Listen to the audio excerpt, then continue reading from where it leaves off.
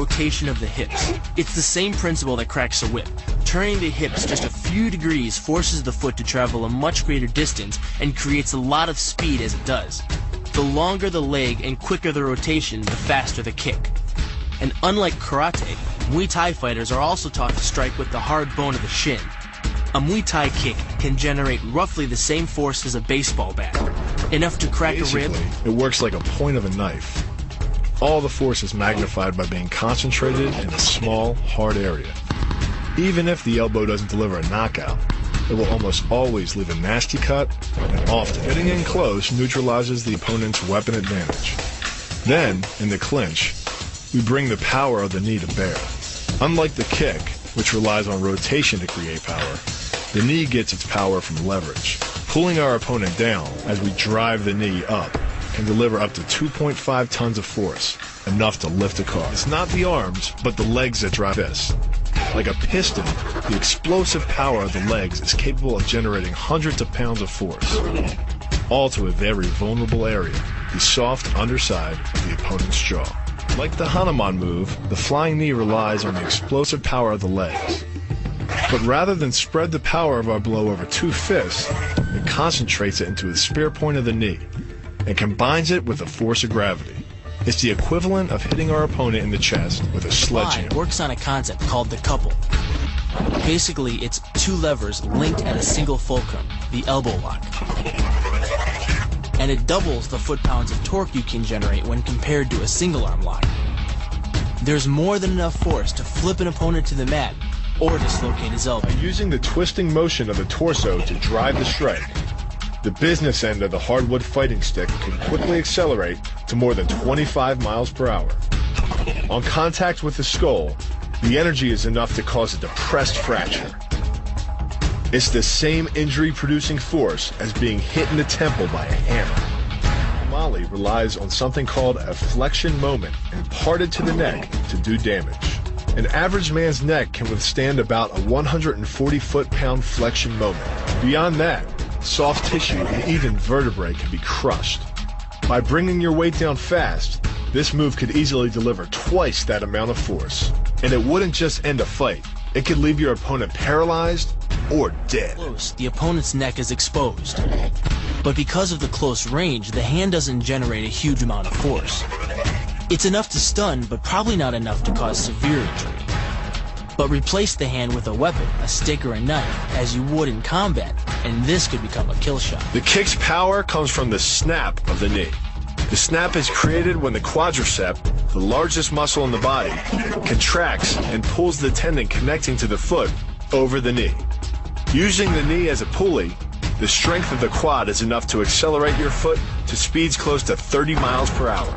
Because the area of impact is focused on a small part of the foot, it magnifies the force of the blow, making it capable of dropping 1,000 pounds of force on your head. It's like getting whacked in the head with a Louisville slugger. It works by taking the opponent's blow at an angle, which deflects the energy of the blow away from the vulnerable torso. The harder you block, the further his blow will be deflected, and the more open he'll be to a counter strike. Rotating your fist 180 degrees right before it strikes the intended target. The twisting snap of the arm maximizes the speed of the punch and magnifies the force of the blow by concentrating the impact on the first two knuckles of your hand. Done correctly, it can deliver as much energy as a bowling ball dropped from the top of a house, more than enough to cause soft tissue damage or break a rib. Because it swings through such a wide arc, the wrist is moving at speeds of up to 43 miles per hour. And since the radius doesn't deflect or compress nearly as much as a fist, it can deliver a staggering blow, like being hit with an axe handle. This roundhouse kick is designed for maximum impact. With the powerful muscles of the thigh yanking the tendon over the knee, the foot accelerates from 0 to 21 miles per hour in just 1/3 of a second. Combine that with the reinforced shoe, and this kick can drive the nose bone back up into the brain. It's aimed at the largest gland in the human body, the liver. A direct hit won't just bring an opponent down. It can rupture the gland, causing severe internal bleeding. But the liver is well protected by the rib cage. so the kick must be accurate to within half an inch. In this move, the forward propulsion of the hips, combined with the piston motion of the lower leg, can send well over 700 pounds of force directly through the rigid bone of the heel. This impact won't just knock an opponent down. The force is enough to permanently damage his kneecap, leading with the near arm. The first jab travels the shortest distance to the opponent, so what it lacks in force, it makes up for in speed. The second punch, utilizing both the twist of the shoulders and the forward momentum of the kick, can carry over 4 times as much impact. And just a few hundred pounds of force to the temple is enough to cause a knockout. This move uses the same principle as a throw in judo, off-balancing your opponent and then using his momentum to send him down. But it's much more aggressive. The sweep here is actually a strike to one of the most sensitive areas of the body, the Achilles tendon. The Achilles tendon. The throw works just like a crowbar, where your leg is the lever and your hip is the fulcrum. The trick is positioning your body in just the right place. If you're just an inch off the placement of your thigh and hip, the amount of energy needed to throw an opponent can more than double. But performed correctly, Uchimata requires almost no energy, yet it can deliver up to 5,000 pounds of force. If it weren't for the mat, a throw like Uchimata would be enough to cause serious injury or even paralysis. You use the strength of your legs to maintain your dominant position while you secure the choke. Just a few pounds of pressure on the collar of his gi is enough to reduce the blood flow to the brain to a trickle and end the match. Hold this move for 10 seconds and the fighter will black out. Hold it just a bit longer and he's dead.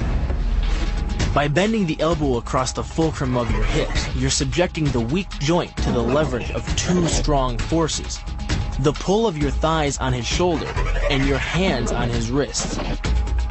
As little as 1,000 pounds of force can be enough to destroy the elbow. The leverage of the armbar can supply much more than that. The sacrifice throw is a simple lesson in conservation of energy.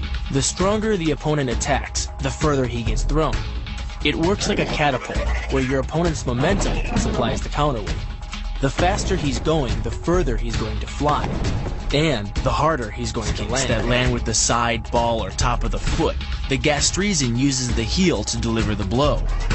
This alignment of the heel, ankle, lower leg complex channels some 2,000 pounds of force into the opponent. More than enough to break a base.